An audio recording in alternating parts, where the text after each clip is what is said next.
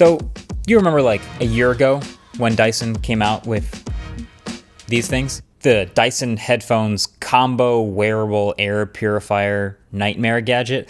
I tested them, I reviewed them, I gave it a chance. It ended up still being the single dumbest product I've ever reviewed. Still is. So imagine my surprise when Dyson unveils a new product a year later and it's just headphones. It's just like they removed the stupid air purifier part and left behind the giant metal pair of Dyson headphones that were kind of overshadowed last time. This is them, and they are $500. So yeah, of course I'm going to give them a shot. Because, on the off chance that someone out there was turned off by the super spreader air filter thing, but was still intrigued by the idea of a pair of super high-end Dyson active noise canceling headphones, I'm dedicated to giving these a fair shake. And the thing is, it might not seem to make much sense until you consider that Airpods Max also exist. In fact, the more you compare them, the more it feels like Dyson just saw Airpods Max just getting dusty, sitting in the corner, no updates after 4 years, still has a lightning port, still super heavy, just unchanged, and still getting sales at $550, and thought, okay, well, surely that audience is looking for an alternative, right? And when you put them side by side, it becomes actually pretty clear to me that what Dyson seems to have done is aimed to basically one-up Apple's headphones in as many ways as they possibly could, while still being in the same exact category of huge, heavy, noise-canceling headphones. So like I said, these things retail at $500, but that is $50 cheaper than Apple's. It has replaceable ear cups for $50 a piece. Believe it or not, that also undercuts Apple. The rated battery life is 55 hours, which is just dramatically better. It more than doubles AirPods Max is 20 hours. Also, Dyson's headphones work the same on both iPhone and Android. And of course, these also have a real off button. So, yeah. But anyway, I think I have to start with the fact that these headphones are somehow heavier even than Apple's. These are the heaviest headphones I've ever tested, 451 grams, which is not great on paper, but the thing that they at least do well is they distribute it well across your head. Now, everything on these headphones is metal, like not just the ear cups, but also the hinges, the top band, and then basically just this top cushion is super soft. The left and right ones actually aren't super soft, even though they look the same, and that's because they've put batteries in here. So the weight now is actually higher off of the ear cups, which is how they managed to be, I'd say, just as comfortable as AirPods Max. They feel different, but not a high bar. They're still super heavy. It's just they're not super uncomfortable for sitting around and passively listening for a while. And honestly, there's actually a lot of interesting, sometimes clever design with these headphones. The main one really being these interchangeable back plates and ear cushions. I'll get to how they sound, don't worry.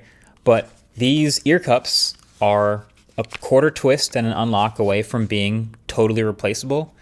And then these back materials, it's just a cap that is also a quarter twist away from being totally replaceable as well. So they can both be replaced with different colors, and then you can mix and match different combos of ear cups and back plates. Now, you don't actually get like a bunch of these with the headphones.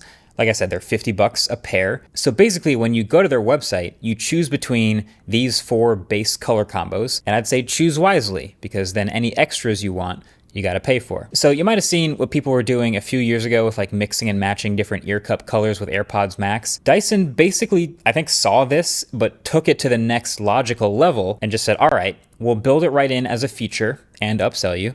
And it's fine. It works. Is it a bit of a gimmick? Kinda, yeah, sure. But you can also tell they put in real work with the lock and twist mechanisms so they don't come off easily. But you can also always unlock and swap out a new cap, which have lots of different finishes, by the way. There's the aluminum one, which is really shiny and metallic, but the colored ones have like a matte finish. They almost look like a colorware collab. Another clever little design thing, and this actually comes from the previous Dyson headphones, is this clever little joystick on the back right-hand side. This is almost all of the physical controls for these headphones. And it's great because it has a bunch of functionality. You can press in to play pause. You can go up or down for volume. Left or right moves you through tracks. And it sticks out so it's easy to find blind. You don't even have to see it. Then the only other physical control is double tapping the left ear cup to turn on and off noise cancellation or transparency mode. Unfortunately, this control is extremely finicky and only works like 50% of the time, which sounds insane until you realize this is not a touch surface. It's just the cap on top of the headphones. So I imagine it's some sort of like force sensor. So you like really have to smack the headphones to change it. Yeah, that's not great. But a couple other small observations. The chime that plays when you first put them on is super loud every time. I don't know why.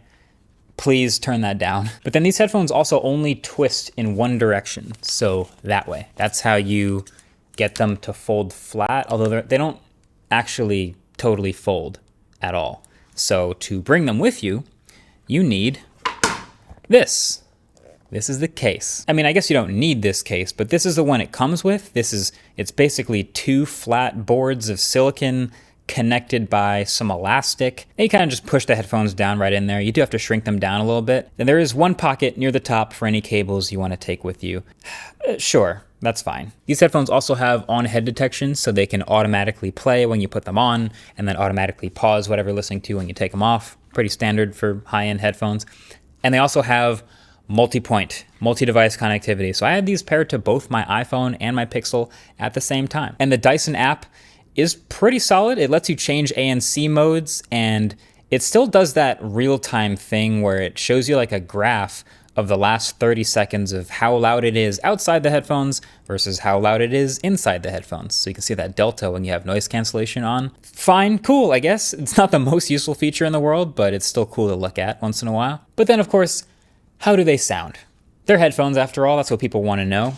So as your resident non-audiophile, but someone who has listened to a lot of headphones, these sound solid, but not amazing. I actually did listen to a lot of back-to-back with the Airpods Max, because that feels like the appropriate comparison here.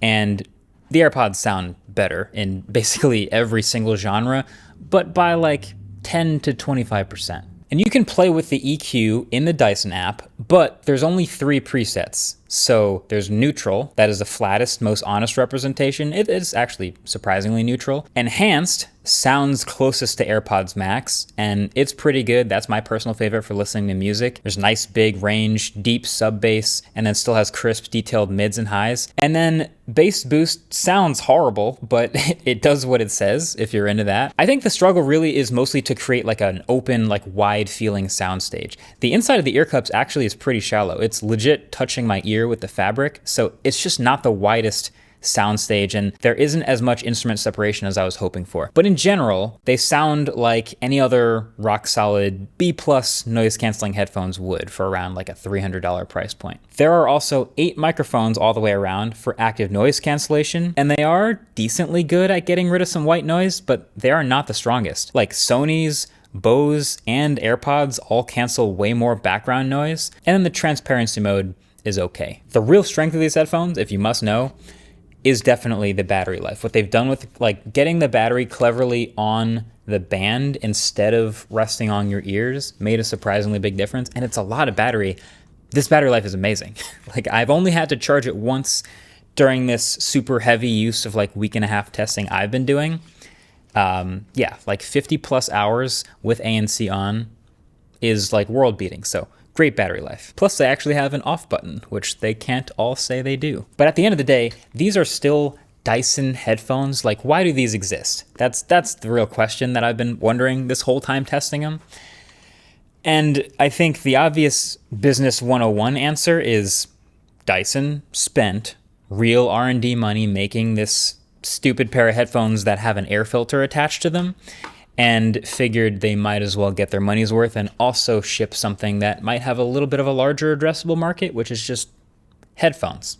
So now there's headphones. So if you aim these squarely at AirPods Max, which is what I did, I feel like that's the closest thing to them, then they don't seem as ridiculous. I mean, they're built just as well. They have much more clever, interesting customization going on.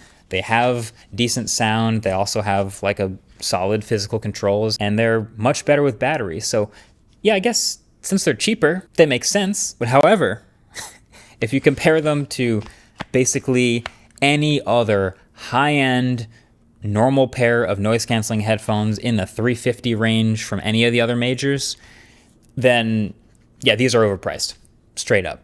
So that's the verdict. Now you know. At least the people from Dyson can say they shipped something. Thanks for watching. Catch you guys in the next one. Peace.